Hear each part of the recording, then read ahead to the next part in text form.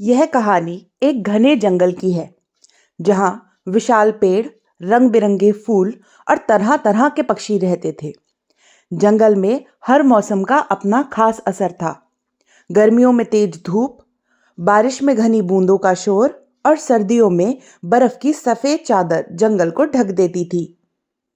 जंगल के पक्षी गर्मियों में अपने घोंसले बनाते, बारिश में झूला झूलते और सर्दियों में ठंड से बचने की तैयारी करते। लेकिन इस बार सर्दियां कुछ ज्यादा ही भयंकर थीं। टूनी चिड़िया मेहनती और समझदार थी। वह हमेशा अपने काम समय पर किया करती थी और अपनी बेटी चिंकी को भी अच्छे संस्कार ही सिखाती थी। टोनी ने अपने घोंसले को बहुत सुंदर और मजबूत बनाने में बहुत मेहनत करी थी, लेकिन पिछले तूफान में उसका घोंसला टूट गया था। अब सर्दियां शुरू हो रही थी और टोनी को नए घोंसले की जरूरत थी। ठंडी हवा चल रही थी, जंगल में हलचल थी। माँ, हमारा घोंसला तो और भी ज्यादा टूट गया। अब हम कहाँ जाएंगे? पहले तो हमारे पास कितना सुंदर घर था। अब तो हमारे सर पे छत भी नहीं है माँ। हम क्या करेंगे माँ? बेटा, चिंता मत करो, हम कुछ और दिन इसी में रहेंगे, लेकिन हमें जल्दी ही नया घोंसला बनाना होगा। टूनी टूटे हुए घोंसले को देखकर दुखी होती है, लेकिन वह अपने दुख को अपने ऊपर हावी नहीं होने देती। दोपहर का समय था। टूनी जंगल के अन्य पक्षियों से मदद मांगने के लिए जाती है। जंगल में बहुत तेज बर्फबारी हो रही थी। सारा जंगल मानो जैसे सफेद चादर के नीचे ढक गया था। टोनी बुलबुल मीना के पास जाती है। मीना, मेरा घोंसला टूट गया है। देखो कितनी सर्दियां आ रही हैं। क्या तुम मुझे थोड़ी सी घास और पत्ते दे सकती हो ताकि मैं नया घोंसला बना सकूं?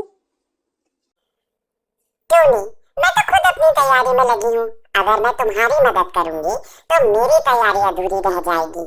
मुझे माफ करना। टूनी निराश होकर कौवा कालू और कावेरी के पास जाती है। कालू भैया, क्या आप घर पर हैं? कौन है? ओहो, टूनी चिड़िया। तुम ठंड में यहाँ क्या कर रही हो? तुम्हें कोई काम था क्या? कावेरी दीदी, मेरा घोंसला ठंड से टूट गया है। मेरी बेटी बहुत छोटी है। मैं आपके पास कपड़े, घास और लकड़ी मांगने आई हूँ ताकि नया घोंसला बना सकूं। हमने कोई दान खाना नहीं चला रखा। अगर तुम्हें मदद चाहिए तो पहले मेरे घर के सारे काम करने पड़ेंगे। ठीक है दीदी, मैं आपके घर के काम कर देती हूँ। टूनी कड़ी मेहनत करके कावेरी के घर के सारे काम खत्म करने की कोशिश करती है। टूनी, पहले खाना बना, फिर बर्तन धो और घर साफ कर। दीदी, मैंने सारा काम कर दिया। अब क्या आप मुझे कपड़े, लकड़ी और घास दे सकती हैं? क्या तुमने सोचा कि मैं तुम्हें इतनी आसानी से मदद कर दूंगी? हमारे पास देने के लिए कुछ नहीं है। अरे नहीं नहीं दीदी, ऐसा मत करिए। मैं और मेरी बेटी ठंड से मर जाएंगे। मुझे कुछ तो दे दीजिए। कावेरी सही कह रही है। मेहनत से जो कमाया है वो क्या हम तुम्हें ऐसे ही दे देंगे? जंगल के नियम यही है टूनी, कमजोर की कोई मदद नहीं करता। कालू भाई, मेरी समस्या बहुत बड़ी है। सर्दियां बढ़ती जा रही हैं। मेरा घोंसला टूट गया है। टूनी, हमारा घोंसला तो पहले से ही कमजोर है। अगर हमने टहनियां दे दी तो हम खुद ठंड में मर जाएंगे। सर्दियों में सबको अपनी ही चिंता करनी पड़ती है। तुम्हें खुद ही कुछ करना पड़ेगा टूनी। टूनी समझ जाती है कि कोई उसकी मदद नहीं करेगा। ठीक है, मैं चली जाती हूँ। भगवान आपके परिवार को खुश रखे। वह जंगल के अन्य पक्षियों से भी मदद मांगती है, लेकिन सब उसे मना कर देते हैं। मेरी मेहनत भी किसी काम नहीं आई। अब बेटा, मैं तुझे कैसे बचाऊंगी? चिंकी उसे परेशान देखती है।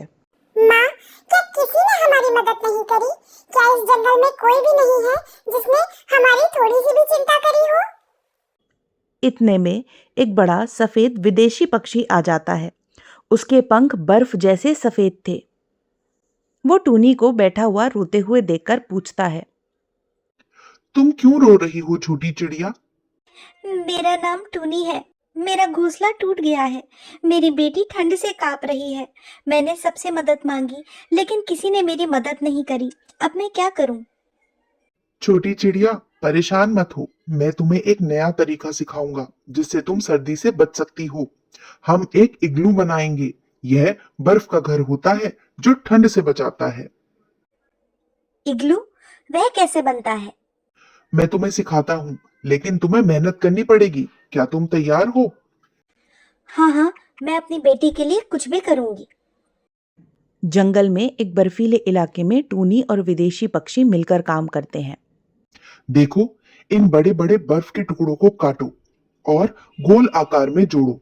इससे तुम्हारा घर मजबूत बनेगा। ये मुश्किल है, लेकिन मैं कर सकती हूँ। टूनी बड़े बड़े बर्फ के टुकड़े इकट्ठा करती है। वह उन्हें जोड़कर एक गोल आकार बनाती है और विदेशी पक्षी भी उसकी मदद करता है। कुछ समय बाद टूनी का इग्लू वाला घर बनकर तैयार हो जाता है। बहुत अच्छा टूनी, अब तुम्हारा इग्लू तैयार है। यह ठंड में तुम्हें और तुम्हारी बेटी को सुरक्षित रखेगा। धन्यवाद मित्र, आपने तो मेरी जिंदगी ही बदल दी। ये तो आपने मुझे नई कला ही सिखा दी। इससे तो न जाने मेरी कितनी सर्दियां आसान हो जाएंगी। आपका बहुत बहुत धन्यवाद मित्र। एक चमकता हुआ इग्लू और उसमें टूनी आराम से रहना शुरू कर देती है। माँ, हमारा नया घर कितना सुंदर है। हाँ बेटा, यह घर हमने मेहनत और आत्मनिर्भरता की ताकत से बनाया है, इसलिए ये बहुत ही ज्यादा सुंदर है। अब सर्दियां भी हमें परेशान नहीं कर पाएंगी।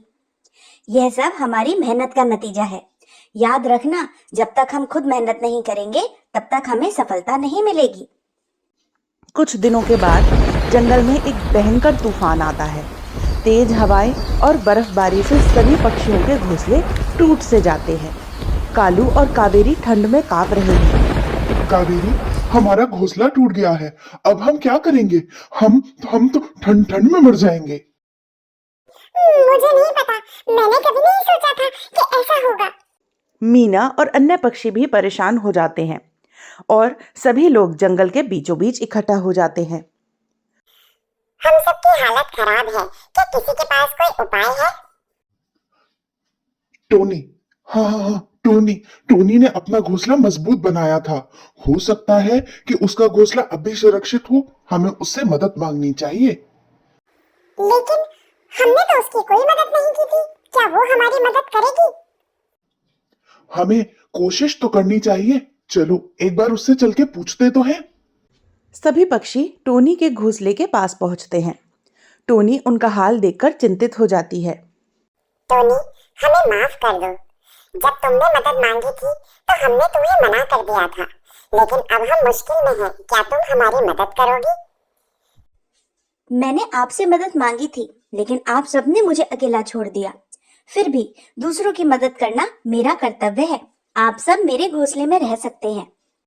टूनी सभी पक्षियों को अपने घोंसले में जगह देते हैं। वह उनके साथ अपना खाना भी साझा करती है। माँ, आपने उन्हें क्यों मदद की? उन्होंने तो हमारी कोई मदद नहीं करी थी। बेटा, मुश्किल समय में मदद करना ही सच्ची इंसानियत होती है। अगर हम किसी की मदद कर सकते हैं तो हमें जरूर करनी चाहिए। कुछ दिनों के बाद तूफान शांत हो जाता है और सभी पक्षी टोनी का धन्यवाद करते हैं। टोनी, तुम्हारी मेहनत और दयालुता ने हमें सिखाया कि सच्ची ताकत मेहनत और दूसरों की मदद करने में ही है। अब हम सब भी मेहनत करना ही सीखेंगे। तुमने हमें माफ करके हमारी आंखें खोल दी। अब हम एक दूसरे की मदद किया करेंगे। सभी पक्षी अपनी गलतियों से सीख लेते हैं और टोनी को धन्यवाद देकर वापस लौट जाते हैं। जंगल में फिर से खुशहाली लौट आती है। टूनी और चिंकी अपने घोंसले में शांति से रहती हैं। टूनी जंगल के पक्षियों के लिए एक प्रेरणा बन जाती है। तो इस कहानी से हमें क्या सीख मिलती है? कि मेहनत और दयालुता सबसे बड़ी ताकत होती है। मुसीबत के समय दूसरों की मदद करना हमें सच्चा इंसान बनाती है, या फिर पक्षी।